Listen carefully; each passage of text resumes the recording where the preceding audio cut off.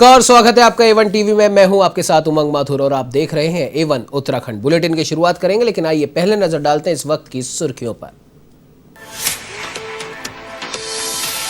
पंजाब के मुख्यमंत्री कैप्टन अमरिंदर सिंह ने दिया इस्तीफा, राज्यपाल को सौंपा मंत्रिमंडल सहित खुद का इस्तीफा। कहा आलाकमान को जिस पर भरोसा है उसे बनाए मुख्यमंत्री।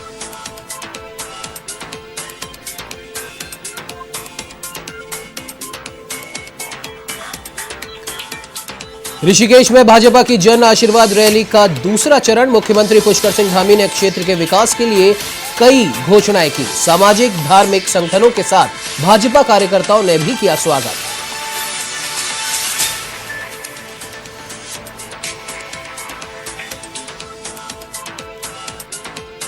उत्तराखंड में कांग्रेस की परिवर्तन यात्रा का दूसरा चरण। पूर्व मुख्यमंत्री हरीश रावत ने हरिद्वार से किया आगाज। कहा जनता चाहती है परिवर्तन।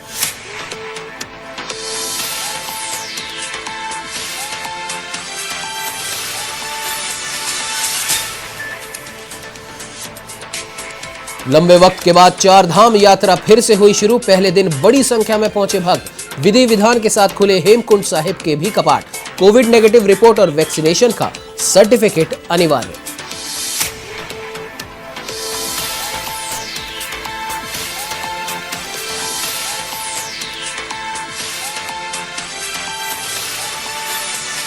हरिद्वार के नसीरपुर गांव के मंदिर में पुजारी का शव मिलने से मचा हड़कंप। फॉरेंसिक टीम ने की घटना स्थल की जांच। 1 महीने से मंदिर में रह रहा था मृतक पुजारी।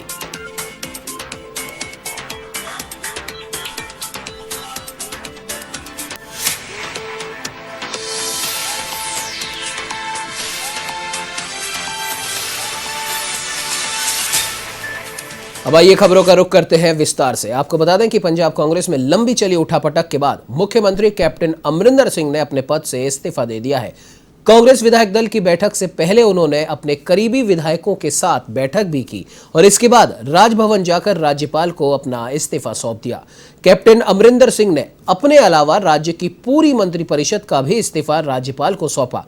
जानकारी के लिए बता दें कि कैप्टन अमरिंदर सिंह जब इस्तीफा देने गवर्नर हाउस पहुंचे तो उस वक्त उनके साथ उनकी पत्नी परनीत कौर भी मौजूद थी। राज्यपाल बनवारी लाल पुरोहित को इस्तीफा सौंपने के बाद कैप्टन अमरिंदर सिंह ने खुलकर कांग्रेस आलाकमान से अपनी नाराजगी जाहिर की। कैप्टन अमरिंदर सिंह ने कहा कि मैंने आज सुबह ही इस्तीफा देने का फैसला कर लिया था और बीते 1 महीने में जिस तरीके से 3 बार विधायकों की मीटिंग दिल्ली और पंजाब में बुलाई गई, उससे साफ था कि आलाकमान को मुझ पर संदेह है। ऐसे में मैंने पद से इस्तीफा दे दिया है और पार्टी अब जिसे चाहे मुख्यमंत्री बना सकती है। इसके अलावा उन्होंने भविष्य की राजनीति के विकल्प खुले होने की बात कहकर पार्टी छोड़ने के भी संकेत दिए हैं।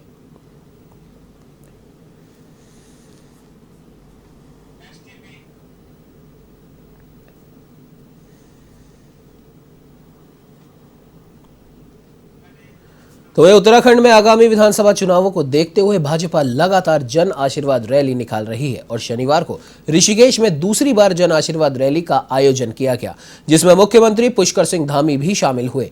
उन्होंने क्षेत्र के विकास के लिए कई घोषणाएं भी की। श्यामपुर से शुरू हुई जन आशीर्वाद रैली ऋषिकेश बाजार पहुंचकर समाप्त हुई। इस दौरान सामाजिक धार्मिक संगठनों के साथ भाजपा कार्यकर्ताओं ने जगह जगह रैली का स्वागत किया। मुख्यमंत्री युवाओं के लिए खास आकर्षण का केंद्र बने रहे। रैली खत्म होने के बाद उन्होंने युवाओं को निराश नहीं किया। मौके पर युवाओं ने पुष्कर सिंह धामी के साथ सेल्फी भी ली। उन्होंने उत्तराखंड को देश में आध्यात्मिक और सांस्कृतिक राजधानी के रूप में विकसित करने का भी दावा किया है। रैली के दौरान विधानसभा अध्यक्ष ने अपना शक्ति प्रदर्शन भी मुख्यमंत्री के सामने किया। इस मौके पर प्रदेश अध्यक्ष मदन कौशिक, विधानसभा अध्यक्ष प्रेमचंद अग्रवाल, महापौर अनीता ममगाई सहित कई दिग्गज नेता भी मौजूद रहे।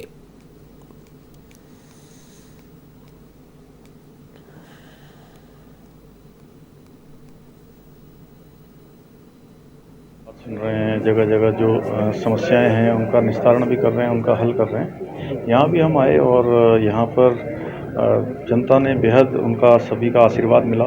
बड़े बुजुर्गों का, नौजवानों का, माताओं बहनों का, इस क्षेत्रवासियों का, साधु संतों का। तो हम निश्चित रूप से आने वाले समय में हमने एक संकल्प लिया है कि अगले आने वाले वर्षों में हम उत्तराखंड को देश की जो है एक आध्यात्मिक, सांस्कृतिक और आर्थिक विकास के साथ जुड़ते हुए साधु संतों के सहयोग से, उनके आशीर्वाद से, समाज के सहयोग से और सरकार के समन्वय से इसको सांस्कृतिक और आध्यात्मिक राजधानी पूरी दुनिया की बनाना चाहिए। तो वही चारधाम यात्रा शुरू होने के बाद चमोली प्रशासन अब सतर्क हो गया है। जिलाधिकारी हिमांशु खुराना और पुलिस अधीक्षक यशवंत सिंह चौहान ने बद्रीनाथ हाईवे का निरीक्षण तक किया और हाईवे पर निर्मित हुए पुलों को तत्काल सुव्यवस्थित कर सुचारू करने को कहा।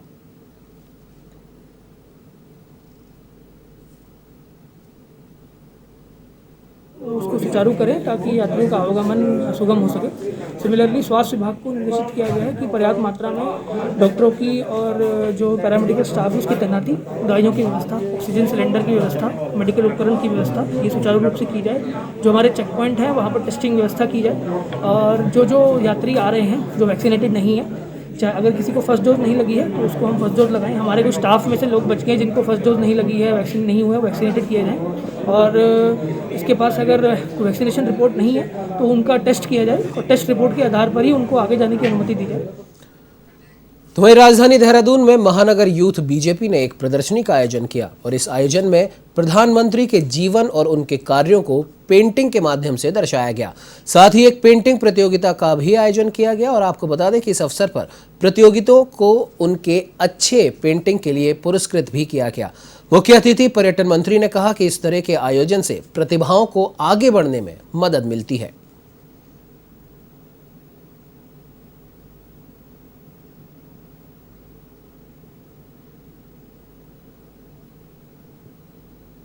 आयोजकों को जितना इतना सुंदर उन्होंने कार्यक्रम यहाँ आयोजित किया है जिसमें प्रधानमंत्री जी के कई चित्र बनाए हैं और इससे पता चलता है कि कलाकारों को मोदी जी ने जो उपलब्धियां हासिल की हैं, धारा 370, 35A ये सारा जो हटाया है इसका पूरा उन्होंने विचार यहाँ पर रखा है। राम मंदिर के निर्माण की बात यहाँ रखी है, उसका चित्र बनाया है, मोदी जी के विभिन्न पहलुओं को रखा है, माता जी को प्रणाम करते हुए, देश की रक्षा करते हुए, भाषण देते हुए। तो ये सब पता लगता है कि कलाकार बड़े मोदी जी के जो उपलब्धियां हैं उनसे जानकार हैं और ये मैं समझता हूँ ऐसी प्रदर्शनी बहुत ज़रूरी है ताकि प्रतिभाओं को आगे आने का मौका मिले। चारों धामों के कपाट खुलने के लगभग 4 महीने के बाद जानकारी के लिए बता दें कि अब चार धाम यात्रा शुरू हो गई है। शनिवार को बद्रीनाथ धाम में श्रद्धालु तड़के ही दर्शन के लिए पहुंच गए। सुबह 5 बजे से हजारों श्रद्धालुओं ने भगवान बद्रीनाथ के दर्शन किए और अभी भी भक्तों के आने का सिलसिला लगातार जारी है। धाम में महाराष्ट्र, मुंबई, राजस्थान और अजमेर सहित कई राज्यों से श्रद्धालु पहुंचे हैं। पर्यटन मंत्री सतपाल महाराज ने बताया कि प्रदेश और देश भर के लिए ये खुशी की बात है कि चार धाम यात्रा शुरू कर दी गई है। सतपाल महाराज ने कहा कि हाईकोर्ट से सशर्त चारधाम यात्रा खोलने की परमिशन मिली है और उसी के आधार पर कोविड प्रोटोकॉल के तहत चारधाम यात्रा शुरू की गई है।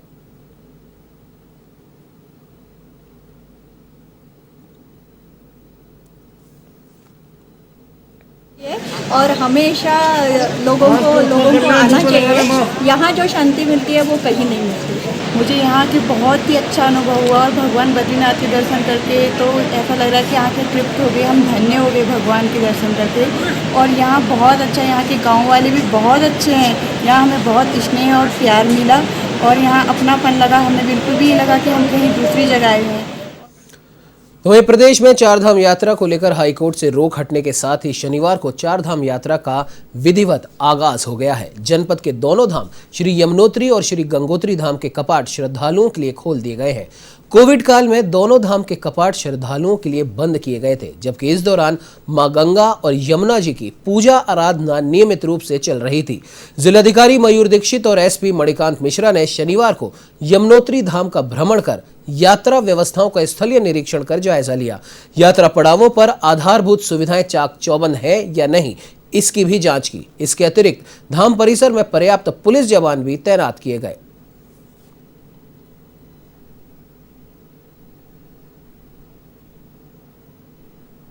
राज्य सरकार की जो चारधाम को लेकर एसओपी है उसके अनुपालन के और उसके कंप्लायंस को लेकर आज यमुनोत्री धाम में मेरे और यहाँ जिले के एसपी साहब के द्वारा, यहाँ के एसडीएम साहब के द्वारा, सीओ साहब के द्वारा निरीक्षण किया गया और माननीय उच्च न्यायालय द्वारा जो भी निर्देश दिए गए हैं, राज्य सरकार के जो निर्देश है कोविड के अनुपालन को लेकर, उसको कंप्लायंस कराने के लिए सभी जो हमारा फील्ड स्टाफ है उसको डायरेक्शंस दिए गए हैं। यात्रा मार्ग का निरीक्षण किया गया और सुरक्षा व्यवस्था के विषय में जानकारी ली गई और कहां कहां और ज़्यादा फोर्स की आवश्यकता है, जिससे कि कोविड के जो हाईकोर्ट के आदेश हैं, जो कोविड के नियम का पालन कराना है, वो पूर्णतया कराया जा सके।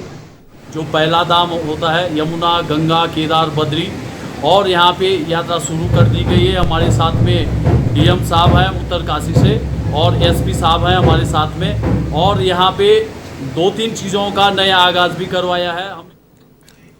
उत्तराखंड हाईकोर्ट के चारधाम यात्रा शुरू किए जाने के बाद पूरे बद्रीधाम क्षेत्र में लोगों में खासा उत्साह है। वामन द्वादशी के पर्व पर हर वर्ष होने वाले माता मूर्ति मेले के आयोजन में स्थानीय लोगों ने बढ़ चढ़कर हिस्सा लिया और भगवान नारायण के अपनी माता मूर्ति से मिलन के साक्षी बने। तो वहीं आईटीबीपी सेना के जवान भी इस मेले में शामिल हुए।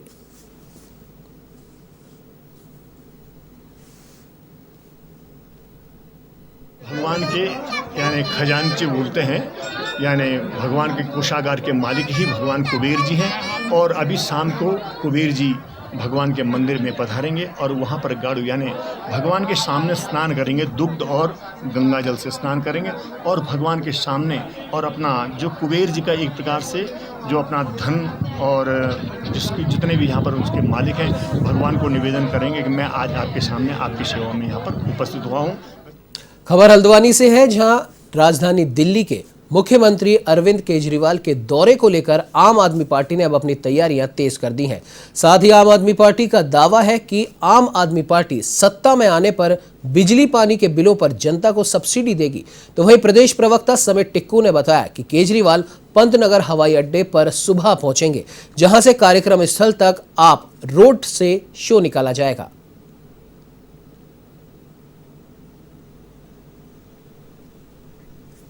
केजरीवाल जी उत्तराखंड में कुमाऊं के दौरे पे हैं और वो कुमाऊं के द्वार हल्द्वानी से इस चुनाव अभियान 2022 की एक तरीके से शुरुआत तो कर चुके हैं, उसे आगे बढ़ा रहे हैं। उत्साह जो कार्यकर्ता है वो उनमें बहुत जोश है, उमंग है और उत्साह है, क्योंकि वो एक तरीके से देख रहे हैं कि एक राजनीति के नायक जो हैं, जो केजरीवाल जी, वो आ रहे हैं हल्द्वानी और एक उम्मीद की रोशनी वो लेकर आ रहे हैं।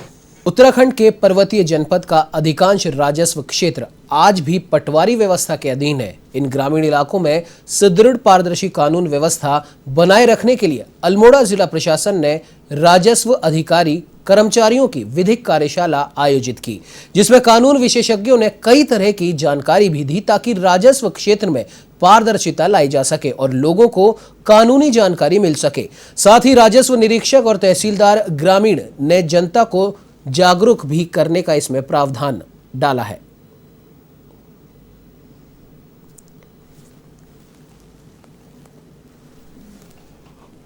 राजस्व उप निरीक्षक, नायब तहसीलदार और निरीक्षक, राजस्व निरीक्षक जो कहलाते हैं, इन लोगों को विवेचना कैसे की जाएंगी, विवेचना कैसे कराई जाती हैं, विवेचना कैसे करेंगे, इन सब के लिए हमको अवेयर करना था। और इसके लिए मैं यहाँ पे ट्रेनिंग देने आया था, प्रशिक्षण लेने आया था। कार्यशाला थी, कार्यशाला में उनकी जो रिक्वायरमेंट थी, जो जो ज़रूरत है, उनको आवश्यकताएं थी, उसके बारे में उन्होंने मुझसे पूछा और मेरे द्वारा उनको बताया गया। खबर हरिद्वार से है, जहां कांग्रेस की परिवर्तन यात्रा जैसे ही प्रेमनगर आश्रम पहुंची तभी अचानक हंगामा मच गया। कांग्रेसी कार्यकर्ता एक युवक पर जमकर टूट पड़े और युवक की सभी ने जमकर पिटाई की। तो वहीं पुलिस ने कड़ी मशक्कत के बाद पिट रहे युवक को कांग्रेसियों के हाथों से छुड़ाया और अपने साथ ले गए। बताया जा रहा है कि युवक मोबाइल चोर था और लोगों की जेब से मोबाइल चुरा रहा था।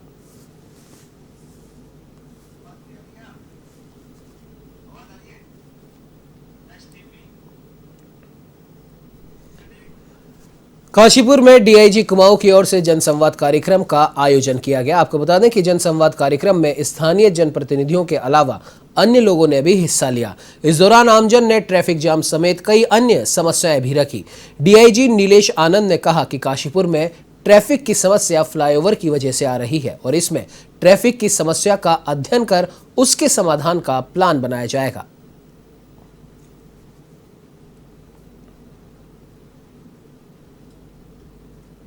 महत्वपूर्ण जो है रिहायशी इलाका है, इस पूरे क्षेत्र का जो है बहुत बड़ा जो है हर तरह से जो है, चाहे इंडस्ट्री हो, पर्यटन हो, इधर जिम कॉर्पोरेट और बहुत एजुकेशन सेंटर बहुत बड़ा है यहाँ का।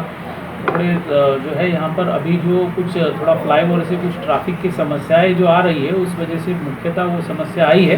तो इसको हम अभी जो है स्टडी करके एक प्लान व्यवस्थित बनाते हैं, जहाँ पर कट्स है, डिवाइडर्स है, लेफ्ट टर्न है, नो पार्किंग है, बोर्ड्स है। तो पूरी एक व्यवस्थित प्लान बना के उस हिसाब से जनता अनुरूप जो है उसको क्रियान्वित तत्काल करते हैं। तो वहीं अल्मोड़ा के वन पंचायतों के अभिलेखों को संरक्षित करने की कवायद अब शुरू कर दी गई है और जनपद की 2200 वन पंचायतों के जर्जर हुए अभिलेख एवं नक्शों को जीआईएस के जरिए तैयार किया जाएगा और इन अभिलेखों नक्शों को शोभन सिंह जीना विश्वविद्यालय के भूगोल विभाग के छात्र एक प्रणाली से तैयार करेंगे।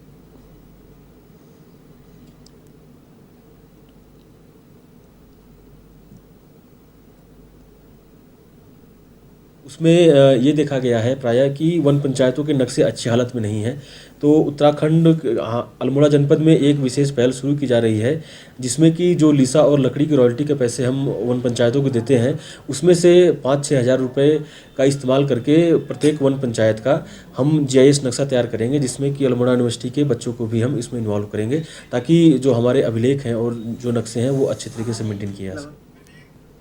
तो वहीं वरिष्ठ पीसीएस अधिकारी हरबीर सिंह ने आरएफसी कुमाऊं का चार्ज ले लिया है। तो वहीं आरएफसी कुमाऊं का चार्ज लेने के बाद हरबीर सिंह अब एक्शन मोड में आ गए हैं। उन्होंने हल्द्वानी के 2 खाद्यान्न गोदामों का निरीक्षण भी किया। इस दौरान गेहूं, चावल और चीनी की गुणवत्ता को भी बारीकी से देखा। आरएफसी ने बताया कि खाद्यान्न को लेकर उनकी ओर से अधिकारियों और कर्मचारियों को स्पष्ट निर्देश दिए गए हैं कि गेहूं, चावल और अन्य राशन से जुड़ी सामग्री की गुणवत्ता से कोई समझौता नहीं किया जाएगा।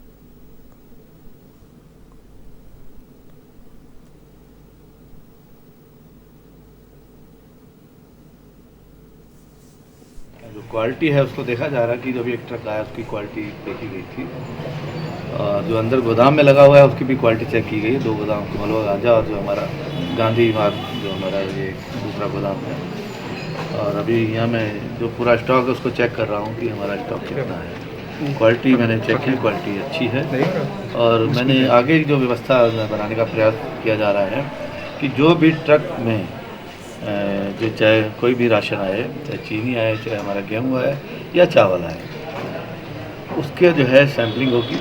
सैम्पलिंग में जो उस समय वहाँ मौजूद होगा उसके हस्ताक्षर होंगे, ताकि क्वालिटी पे किसी भी तरह का कोई समझौता इस स्तर पर नहीं होगा। तो रानीखेत नगर के रंगोली सभागार में थाना दिवस का आयोजन किया गया। आपको बता दें कि कोतवाली निरीक्षक राजेश यादव ने लोगों की समस्याएं सुनी और समाधान करने का आश्वासन भी दिया। उन्होंने बताया कि हर शनिवार को थाना दिवस का आयोजन किया जाएगा। इस मौके पर निरीक्षक राजेश यादव और एसआई ब्रजमोहन भट्ट सहित व्यापार मंडल और टैक्सी यूनियन के पदाधिकारी भी मौजूद रहे।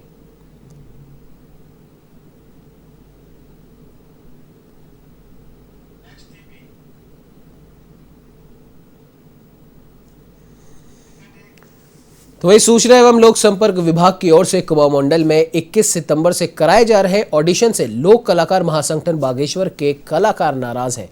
ऐसे में कलाकारों ने सूचना विभाग कार्यालय बागेश्वर में तालाबंदी कर दी।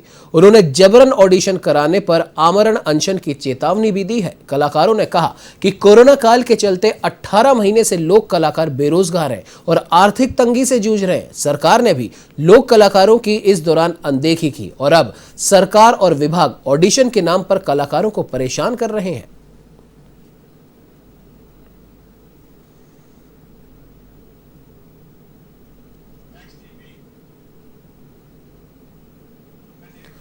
तो वही बाजपुर में गौवंश संरक्षण टीम के सदस्यों ने क्षेत्र में आवारा और पालतू गौवंश की मृत्यु के बाद उनका अंतिम संस्कार करने के लिए भूमि उपलब्ध कराने की मांग की और उप जिलाधिकारी कार्यालय में ज्ञापन भी सौंपा। इस दौरान गौवंश संरक्षण टीम के अध्यक्ष गणेश यादव के नेतृत्व में कार्यकर्ता उप जिलाधिकारी कार्यालय में एकत्र हुए और अपनी मांग रखी।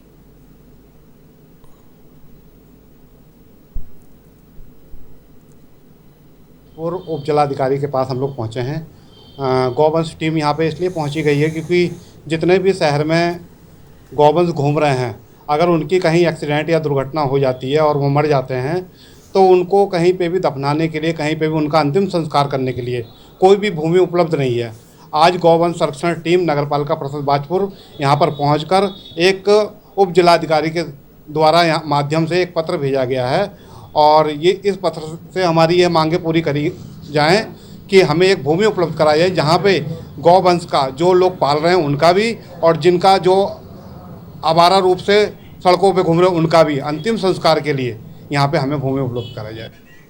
खबर हरिद्वार के मंगलौर क्षेत्र से है, जहां नसीरपुर गांव के मंदिर के कमरे से पुजारी का शव मिलने से हड़कंप मच गया।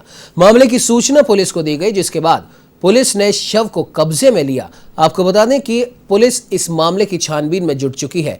तो वहीं हत्या की आशंका को देखते हुए फॉरेंसिक टीम से भी घटनास्थल की जांच की गई है। पुलिस की दी जानकारी के मुताबिक मृतक की उम्र लगभग 60 साल है, जो कि पिछले 1 महीने से मंदिर में ही रह रहा था। तो वहीं मंदिर में मिले शव से बदबू आ रही थी और वो कई दिन पुराना बताया जा रहा था। फिलहाल पूरे मामले की छानबीन जारी है।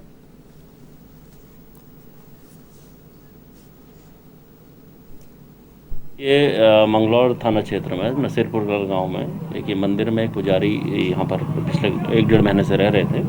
आज उनका जो यहाँ पर एक हत्या हुई है उनकी, और उसको सारे पहलुओं की जांच करके हम लोग इसमें जो भी विधि सम्मत कार्रवाई है वो करेंगे। तो वह लक्सर की राइस मिल में शव मिलने से पूरे क्षेत्र में हड़कंप मच गया। मामले की सूचना लक्सर पुलिस और राइस मिल के मालिक को दी गई। मौके पर पहुंची पुलिस ने घटनास्थल का जायजा लिया। पुलिस ने बताया कि शव 2 से 3 दिन पुराना है। मृतक के सिर पर चोट के निशान भी मिले हैं। शव की शिनाख्त बाबरी शामली निवासी पालेराम के रूप में हुई है। वो इसी मिल में काम करता था। फिलहाल पुलिस पूरे मामले की जांच कर रही है। बुलेटिन में फिलहाल इतना ही। देश प्रदेश की तमाम खबरों की जानकारी के लिए आप बने रहिए हमारे साथ और देखते रहिए A1 टीवी। नमस्कार।